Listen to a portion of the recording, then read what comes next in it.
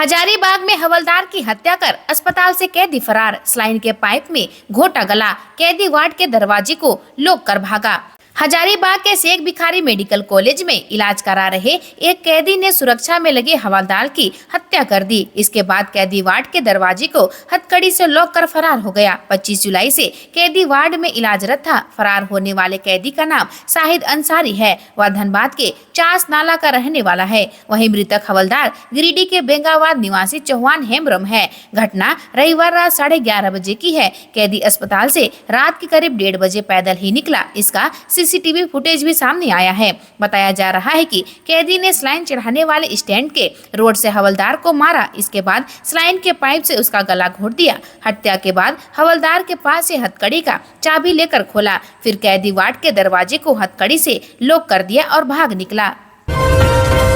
वंदे भारत से सूटकेस लेकर पटना जंक्शन पहुंचा हैंडलर। आरपीएफ जवानों ने की चेकिंग तो फटी रह गई आंखें। रांची से पटना जंक्शन आई वंदे भारत एक्सप्रेस ट्रेन से 50 लाख नकद के साथ एक हैंडलर को पकड़ा गया। रकम किसी कोयला व्यवसायी की बताई जा रही है। उसे रेल पुलिस और आयकर विभाग के पदाधिकारी तलाश रहे हैं। पकड़ा गया हैंडलर बजरंग ठाकुर झारखंड के पतरातू का निवासी बताया जा रहा है। वहीं कोयला व्यवसायी का नाम पी ठाकुर बताया जा रहा है। आरपीएफ इंस्पेक्टर सुनील कुमार ने बताया कि पटना जंक्शन के प्लेटफॉर्म 8 पर शनिवार देर रात 10:10 पर रांची से आई वंदे भारत ट्रेन से एक यात्री वजनी सूटकेस लेकर उतरा। सूटकेस लेकर उतर रहे यात्री को आरपीएफ ने संदेह के आधार पर रोक लिया। पहले तो उसने पहचान बताने में आनाकानी की। सख्ती करने पर उसने अपना नाम बजरंग ठाकुर और झारखंड के पतरातू का निवासी बताया।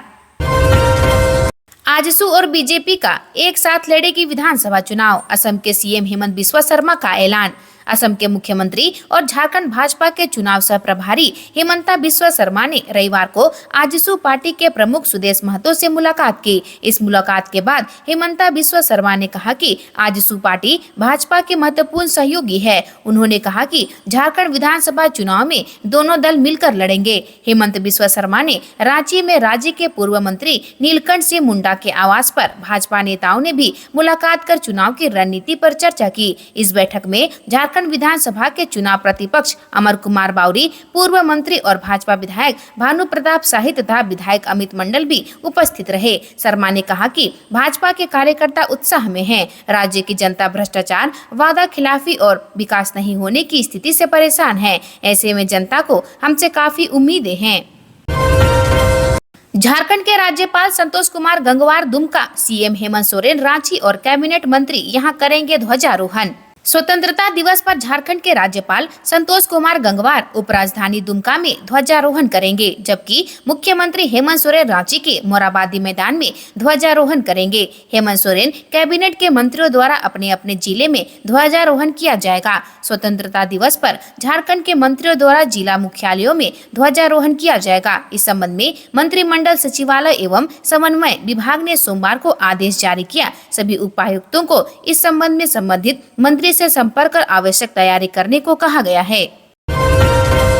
रांची के नेपाल हाउस में लगी आग, टेबल कुर्सी समेत कई कागजात जलकर राख। राजधानी रांची के नेपाल हाउस के एक कमरे में आग लग गई। इससे टेबल कुर्सी समेत कई कागजात जलकर राख हो गए। जानकारी के अनुसार पेयजल एवं स्वच्छता विभाग से संयुक्त सचिव अनिल प्रसाद के कमरे में आग लगी थी। शॉर्ट सर्किट के कारण आग लगने की आशंका जाहिर की जा रही है। आग पर काबू पा लिया गया है। झारखंड मंत्रालय में 3 दिनों से अवकाश था। सोमवार को ऑफिस खुला तो आग लगने के कारण दूसरे तल्ले के कमरों में धुआं भरा था। सुबह नेपाल हाउस के कर्मचारी जैसे ही ऑफिस पहुंचे, आग की वजह से नेपाल हाउस के दूसरे तल्ले के कमरों में धुआं भरा था। इसके बाद वे आग बुझाने में जुट गए।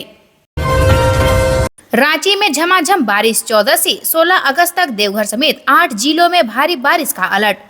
रांची झारखंड की राजधानी रांची में सोमवार को मौसम का मिजाज बदला और दोपहर बाद झमाझम बारिश शुरू हो गई। पूर्वी सिंहभूम समेत 4 जिलों में कुछ ही घंटे में बारिश हो सकती है। राज्य में 18 अगस्त तक बारिश की संभावना है। 15 अगस्त को लगभग सभी स्थानों पर हल्के से मध्यम दर्जे की बारिश होगी। 14 से 16 अगस्त तक राज्य के उत्तर पूर्वी भागों में कहीं कहीं बारिश हो सकती है। झारखंड के पूर्वी सिंहभूम, पश्चिमी सिंहभूम, सरायकेला खरसावां, गुमला, लातेहार और लोहरदगा जिले के कुछ भागों में अगले कुछ घंटों में गरज के साथ बारिश हो सकती है। इस दौरान वज्रपात की भी आशंका है। मौसम विभाग ने येलो अलर्ट जारी कर चेतावनी दी है। जेएसएससी सीजीएल परीक्षा को लेकर ट्विटर पर ट्रेंड कर रहा है झारखंड बेरोजगार दिवस। जेएसएससी सीजीएल सचिवालय सहायक परीक्षा की डेट्स को लेकर फिर से बदलाव किए, जिसे लेकर छात्रों का गुस्सा फूटा है।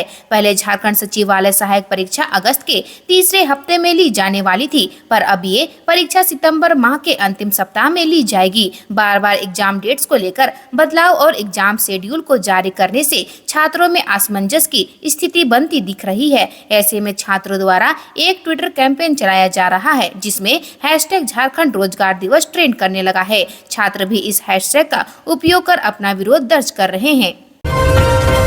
मेरे जीवन के हर पड़ाव पर प्रभात खबर साथ रहा, सीएम हेमंत सोरेन ने कही ये बात।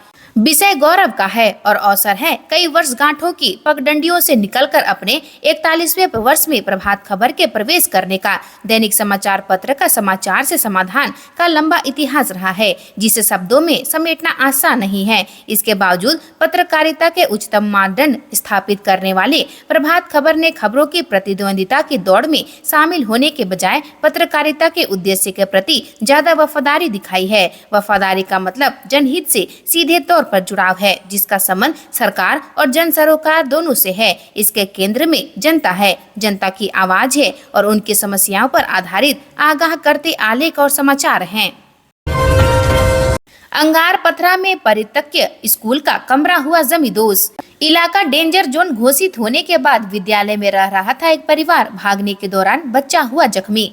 कांटा पहाड़ी का एक कमरा जोरदार आवाज के साथ रविवार की रात करीब 9 बजे जमींदोज हो गया। कमरा करीब 60-70 फीट नीचे धंस गया। इससे वहां अफरा तफरी मच गई। घटना के दौरान भूली क्वार्टर धौड़ा निवासी अरुण भुइयां का 7 वर्षीय पुत्र रणवीर कुमार उर्फ गोलू घायल हो गया। स्कूल व आसपास में रहने वाले कई परिवार बचे। इलाका डेंजर जोन घोषित होने के बाद भी वहां रहने वाले 8 परिवार स्कूल व आसपास के आवासों में शरण लिए हुए हैं। घटना के समय अरुण भुइयां का परिवार स्कूल के बरामदे में भोजन कर रहा था। रणवीर वहां खाना खा रहा था। इसी दौरान जोरदार आवाज के साथ स्कूल की दीवार ढहने लगी। यह देख रणवीर बर्तन लेकर दौड़ पड़ा। इस दौरान गिरने से वह जख्मी हो गया। घटना के बाद वहां रहने वाले लोग जुट गए। आक्रोशित लोगों ने परिवार का काम बंद करा दिया। टाटा मोटर्स की नई मॉडल कर्व ईवी की हुई लॉन्चिंग। टाटा मोटर्स ने अपनी नई मॉडल कर्व ईवी की लॉन्चिंग शनिवार को आदित्यपुर स्थित ACL मोटर्स में की। इसमें मुख्य अतिथि के रूप में कुशाल सारंगी उपस्थित रहे। टाटा मोटर्स के GM head communication Prantik Chakraborty, SCL Motors के निदेशक S Goyal, Akshay Goyal, sales GM Sumandeep Kaur व सेल्स मैनेजर संतोष व विक्की ने संयुक्त रूप से किया।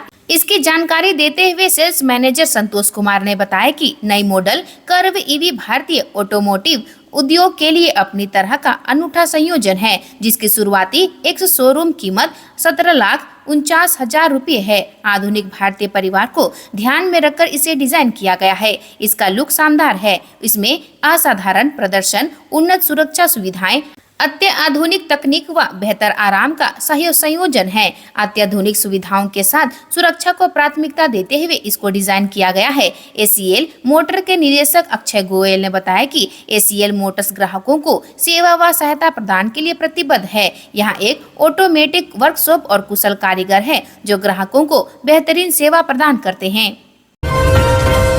जाली दस्तावेज बनाकर बिल्डर ने बेच दी जमीन, केस दर्ज।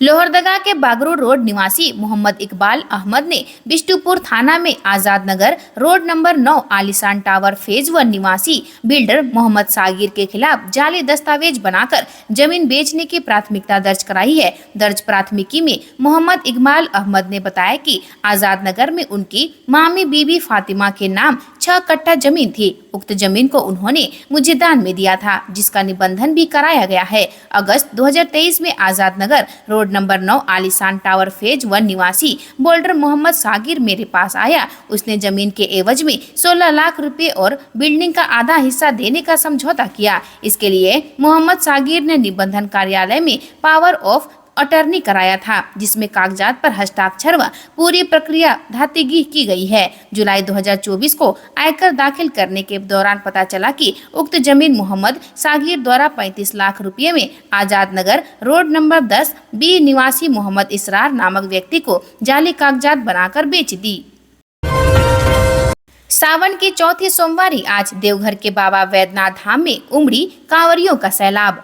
देवघर श्रावणी मेला अब अंतिम पड़ाव पर आ चुका है, लेकिन कांवड़ियों की भीड़ अब भी बनी है। सावन की चौथी सोमवारी से पहले रविवार को दोपहर बाद से ही सोमवारी पर जल चढ़ाने के लिए कांवड़िए बाबा धाम पहुंचने लगे। सोमवार को बाबा मंदिर में भीड़ होने की संभावना को देखते हुए जिला व बाबा मंदिर प्रशासन अलर्ट मोड पर है। चौथी सोमवारी पर 2 लाख से अधिक कांवड़ियों के बाबा धाम पहुंचने की संभावना जताई जा रही थी। बढ़ती भीड़ को देखते हुए प्रशासन ने रविवार शाम से ही सोमवार तक मंदिर के आसपास मेला क्षेत्र तथा कांवरिया रूट लाइन में 4 पहिया वाहनों के आवागमन पर रोक लगा दी है। वहीं 2 पहिया वाहन चालकों को भी अति आवश्यक होने पर ही वाहन को बाहर निकालने की अपील की है। आजादी के 7 दशक बाद भी आदिवासी बहुल असना पानी गांव में नहीं पहुंची बिजली, ग्रामीण जी रहे नरकीय जीवन। बोकारो जिला अंतर्गत गोमिया प्रखंड के आदिवासी बहुल सियारी पंचायत के असना पानी गांव आजादी के 76वें वर्ष के बाद भी गांव में बिजली नहीं पहुंची, जबकि देश में आजादी का अमृत महोत्सव मनाया जा रहा है। वहां के ग्रामीण अपने गांव में मिट्टी तेल से प्रज्वलित डिबरी दिखाकर जिला प्रशासन और सरकार का ध्यान आकृष्ट कराते हुए कहा कि हम सबों के गांव में कब जलेगी बिजली, कब अंधेरा से उजाला होगा गांव। ग्रामीणों ने कहा कि आखिर हमारे गांव में बिजली बहाल को लेकर सरकार और जिला प्रशासन क्यों चुप है। 2 नकाबपोश अपराधियों ने ग्राहक सेवा केंद्र के संचालक पर चलाई गोली, 3 लाख लूटकर हुए फरार। गिरिडीह जिला अंतर्गत सरिया में 2 नकाबपोश अपराधियों ने बैंक ऑफ इंडिया के सवारी के बीसी संचालक विश्वनाथ यादव को गोली मार दी और लगभग 3 लाख रुपए लेकर फरार हो गए। जानकारी के मुताबिक 2 नकाबपोश अपराधी बाइक पर सवार होकर बैंक ऑफ इंडिया के ग्राहक सेवा केंद्र में पहुंचे और ग्राहक सेवा केंद्र के संचालक पर गोली चला दी। ग्राहक सेवा केंद्र के संचालक के घायल हो जाने के बाद सेवा केंद्र से 3 लाख रुपए लूटकर फरार हो गए। इस घटना में ग्राहक सेवा केंद्र के संचालक गंभीर रूप से घायल हो गए। उन्हें प्राथमिक उपचार के लिए निजी क्लिनिक में भर्ती कराया गया है, लेकिन वहां से चिकित्सकों ने बेहतर इलाज के लिए रांची रेफर कर दिया है। घटना की सूचना मिलने के बाद पुलिस घटनास्थल पर पहुंच गई और मामले की छानबीन में जुट गई।